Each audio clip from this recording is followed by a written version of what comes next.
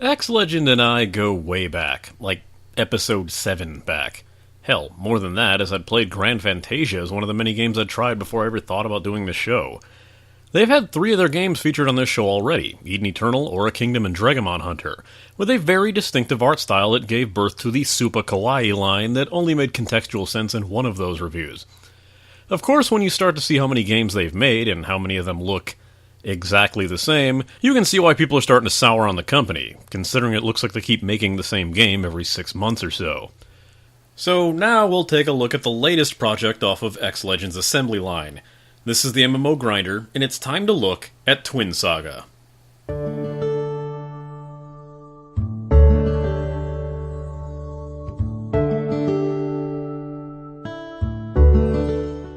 Twin Saga comes to us from, well, X-Legend, and its equally infamous publisher, Area, who've published every X-Legend game that I've looked at. Area comes with their own reputation for pulling the plug on titles quickly and without warning, and having rather infamous cash shops that, while I rarely have a personal issue with, will get a lot of people worked up. Known by the far more simple title of Astral Realm in Taiwan, Twin Saga is another entry in the long series of SUPAH KAWAII World MMOs by X-Legend, so if you've played any of them, it's gonna sound very familiar. In fact, Twin Saga seems to be the offspring of 2 X-Legend games I enjoyed the most, featuring the class-switching system of Eden Eternal, and the ease of combat and hidden quest system of Aura Kingdom. So let's see how that all comes together.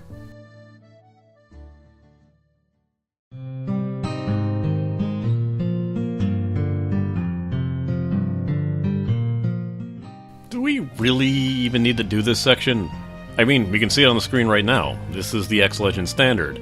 It's the same mix of chibi with lifelike and vibrant color patterns and a subtle shading system, like every other X-Legend game out there. We'll give them credit, as they know their niche and they're gonna deliver on that to the letter, but it does make it a bit harder to distinguish between the titles, as none really feel like they have their own identity in this regard. I'll happily admit, however, that at least we're back to the crisp quality standard that was sorely lacking in Dragamon Hunter. It reminds me of the clear graphic quality of Aura Kingdom, rather than that oddly blurry look that was in Dragamon. I still can't figure out what was going on there, but at least that game seemed more like a misstep than a turn to the lazy. Of course, that's still something we'll face in other sections.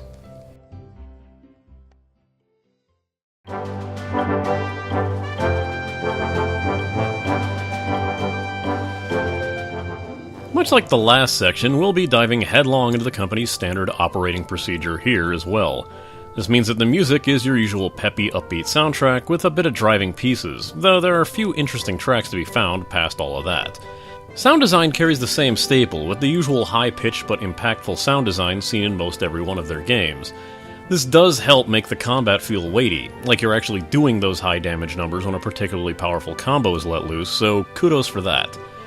Unlike Dragamon Hunter, which offered a few language choices for your audio, here everything is in Japanese, which honestly sounds a bit better than having your character say "die" over and over again. In general, the spoken audio spam is a lot less pronounced in Twin Saga, which is a welcome change from the screamy combat of Dragamon.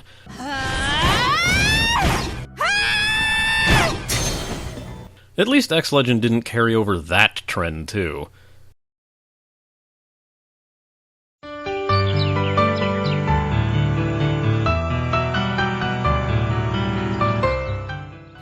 When first starting out, you'll need to create your character and pick which one of the 4 beginner classes you want to start with. Both of these choices aren't really worth making a fuss over, as the character creator is incredibly limited to the point of wondering why it's here, and the class choice doesn't really matter since you can swap between them at any time outside of combat. If for whatever reason you just want to stick with single classes, then the 4 basic choices are as follows. Gunslinger, a surprisingly durable range DPS class with a focus on AoE and various buffs and debuffs. Mages, a typical ranged DPS using lots of AoE for damage and crowd control to keep enemies at their range. Dragon Knight is a tanky DPS class designed around melee AoE attacks, with modifiers that'll change some of your skills by swapping out passives. Swordmaster is a damage or defense-focused melee AoE class, wielding a 2-handed sword. Spin to win is all you need to know here.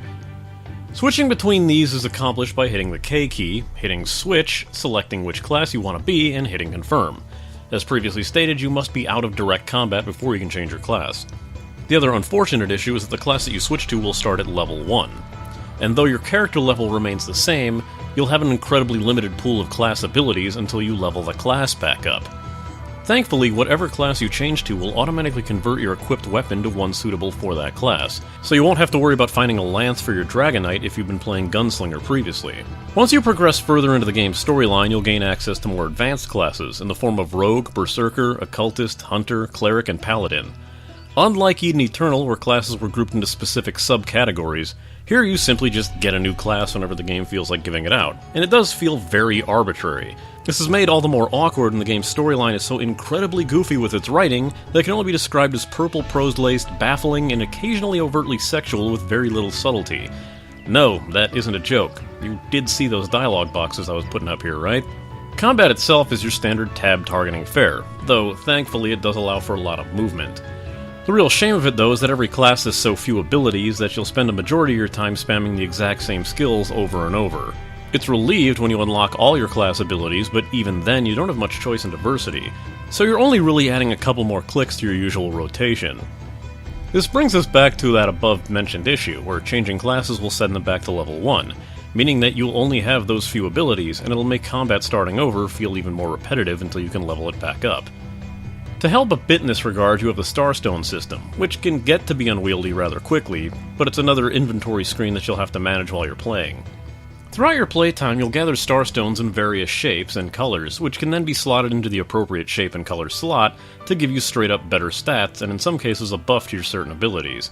These have their own level requirements, personal levels, and various different effects that you'll need to keep track of. And this led to a lot of Grindstone getting caught out with tons of Starstones littering its inventory, and needing to be sifted through regularly to make sure that you weren't handicapping yourself. Since you don't get any tangible benefits from changing classes, outside of seeing a different playstyle, and a couple specific abilities that can be used by any other class once you hit that class's level milestone, it just seems less thrilling to switch classes. On top of that, the previously mentioned Starstone system is tied to every class, so changing from one class to another means you need to go back in and set up a new set of Starstones. Breaking down the stones can also be met with a warning that you've used it in one of your other classes. While this does mean you can set up custom Starstones for each class, that also means you'll be micromanaging every single one of them when you get a new stone to check. There's a bit more impact when you're using your ultimate abilities, that are used by spending an energy off your ultimate meter, which will either play a special animation for certain enemies or a stock Dragon Ball Z-style energy attack when fighting mini-bosses and bosses. These ultimates aren't limited to yourself though, as any of the companions that you've picked up through your travels will have their own ultimates that can be used as well.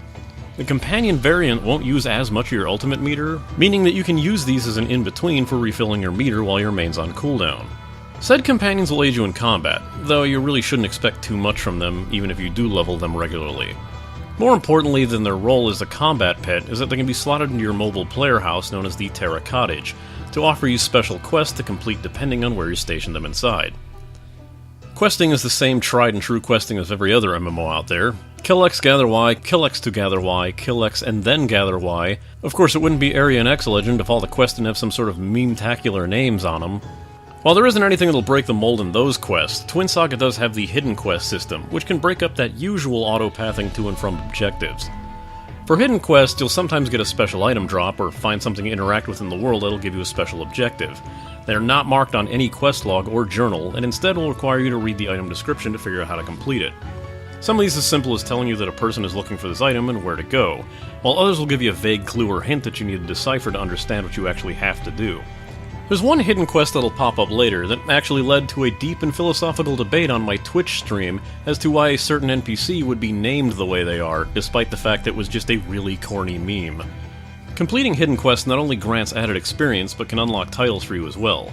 Typical of X Legend, those titles are earned from pretty much doing anything, and they'll grant you boosts for acquiring them and allow you a bit of customization in choosing a prefix and suffix to make it your own. One of the fastest way to earn titles is to simply do the Astral Quests, which are essentially a choose-your-own-adventure style quest, but all in text and only located in the overworld map.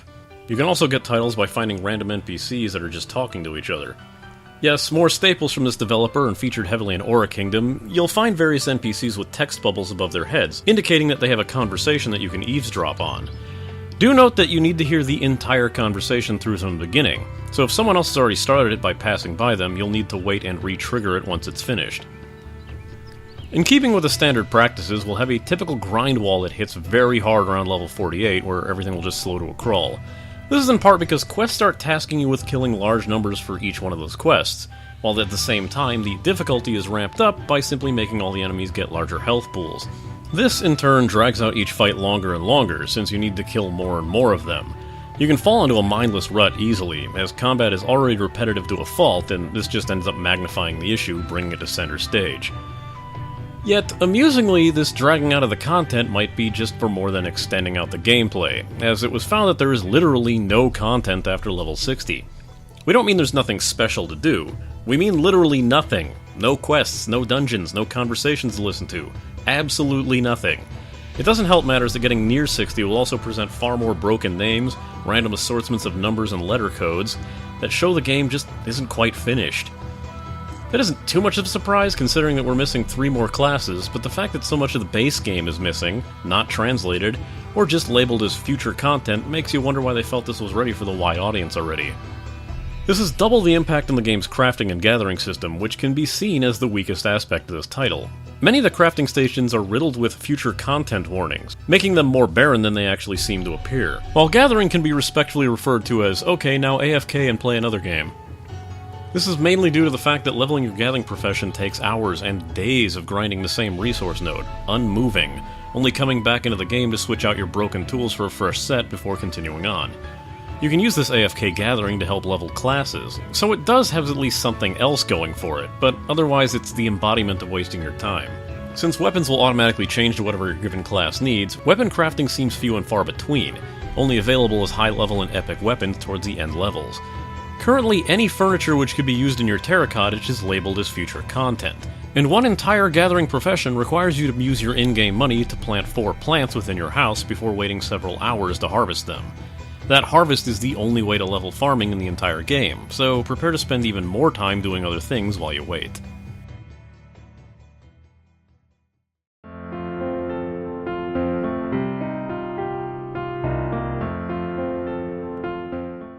Like many an MMO before it, there will be other players to contend with as you're questing, and thankfully it's handled rather well in this game. All your quest credit is shared amongst everyone. Whether you did 90% of the kill or just managed to sneak in a hit before it went down, you'll get credit, meaning other players are not a hindrance to you. With the previously mentioned gathering nodes being a single node that everyone farms from you, you don't have to worry about other players stealing resource nodes when you need them. Honestly, the game is incredibly lax when it comes to other players, allowing hundreds of people to fight in the small confined areas and not feeling like they aren't making progress during quests. The downside of this lax attitude is that the bots have simply run rampant throughout the game world. Every chat is flooded with gold sellers and power leveling services, which almost block out the chat entirely. The bot problem is in fact so bad that when I was streaming Twin Saga, a gold bot came into the channel to offer me Chep Gold for cash in the game, which stands out as about the first time that has ever happened. Bots running rampant isn't too much of a surprise, as Area aren't well known for dealing with bots in their X-Legend titles, but it is something to be aware of, and it does get old really quickly. Fortunately, like other titles from this studio, you can choose to hide all other players that aren't within your party, which will help with the frame rate and make zones feel less like a cluster. The one downside is seeing monsters getting destroyed by ghosts, but outside the immersion loss, there really isn't any reason not to use it if you wish to. We even get the typical bonuses to drop rates and experience for being in a party, so grouping up with friends is a good benefit, assuming that you're all in the same zone. This also has another twist in that each player's house has a community chest, where you can open special community crates and give everyone present a reward, meaning it pays to get large groups of people into your house for a crate opening party. There are of course the typical guilds, and in X-Legend fashion, you'll be given access to a guild palace for your use. That is, once you hit level 5 as a guild. So you may be thinking, well, how do I get experience for my guild? Is it the typical portion of XP siphoned off to the guild, or are there guild missions to complete? No. In fact, the way to level your guild is to complete those choose-your-own-adventure style story quests we talked about earlier, earning 10 guild XP per completion. This means that you'll need a lot of people grinding out the 10 astral quests a day to make any real progress in the guild experience department. Though a palace is not the only benefit to a guild, as you can purchase buffs and assistance to aid yourself and other guild members from your accumulated XP earned, as well as battle guild bosses to potentially unlock more partner characters.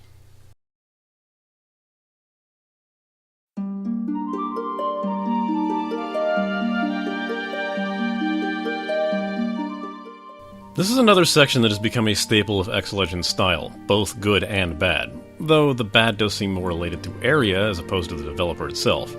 This issue primarily revolves around a quest that will ask you to buy an item from the cash shop. This isn't your typical purchase the item to complete a quest in many MMOs, where you are given the cash shop currency to purchase a small item, but rather this is an expensive item that they just want you to buy on your own to get used to looking at the cash shop. Based on the current exchange of 1 for 100, this simple item will run you $15, which just makes us shake our head and wonder what area is playing at.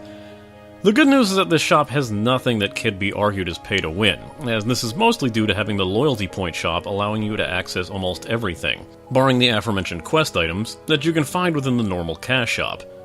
These include your typical cosmetic skins for characters and weapons, some experience boosters, and offering up mounts as well. Seemingly the new standard for X-Legend we have is the same gambling wheel that was seen in Dragamon Hunter, and the typical lucky boxes here known as grab bags. There really isn't much more to talk about, as X-Legend almost seems to forget they have a cash shop for their games. That may as well be a good thing, since you won't really need to jump into the shop unless you really want a different look for your character. And even then, those could be earned in-game and with the loyalty points.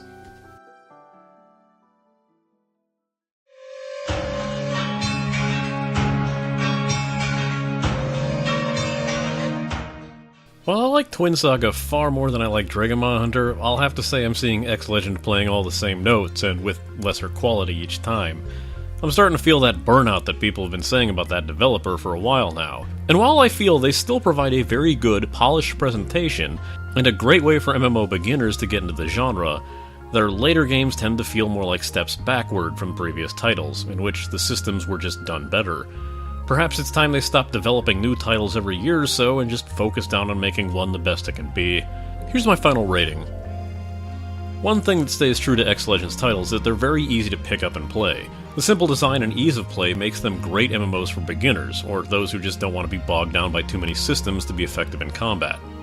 Another draw is the absolutely colorful graphics. In a sea of realistic grimdark, X-Legend MMOs stand out for not bothering to look the least bit realistic, but polishing the cel-shading look to a high shine, with the exception of Dragamon, but the less said about that mess the better. And if both of the above draws are something you like, you're probably a fan of X-Legend's work, and definitely don't need me to tell you about this game before you decide to play it. And even more like it's two better outings to draw in anyone with an acute sense of interest in their titles. While I wouldn't recommend them, there are many times you'll come across the cash shop quests, and while they're easily skippable, the only way to complete them is by paying for them. Thankfully, when it comes to the rest of the cash shop fare, you can get them just as well with the loyalty point system, ensuring those who really want to work for them can obtain the items that they're looking for, at a much slower rate, but still it's possible. Making a previous play point a pass point, as I do, this is an X-Legend game through and through. Have you played Grand Fantasia, Eden Eternal, Aura Kingdom, Dragamon Hunter? You've played this. X-Legend hits all the notes it hit before, perhaps even in a more stifled manner this time around.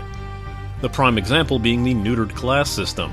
While Eden Eternal had an interesting system based upon reaching level and class milestones, Twin Saga just tosses you classes when it feels the story reached an appropriate point.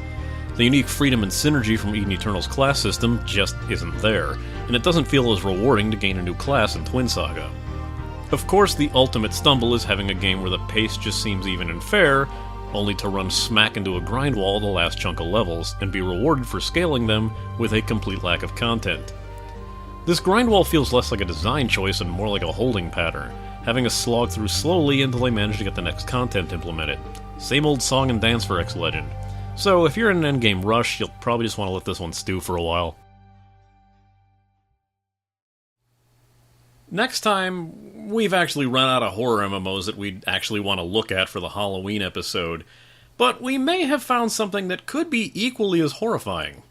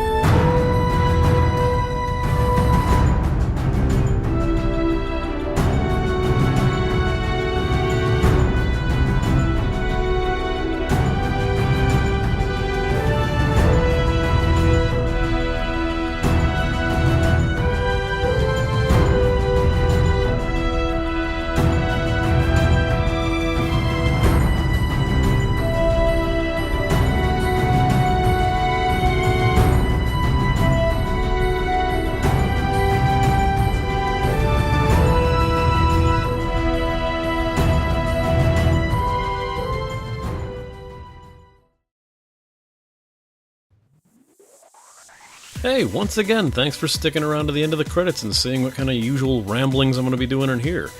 Clicking on that left window will take you over to my last episode on Hero Wars, a game in which its naming conventions ended up forcing me to choose a very unusual name.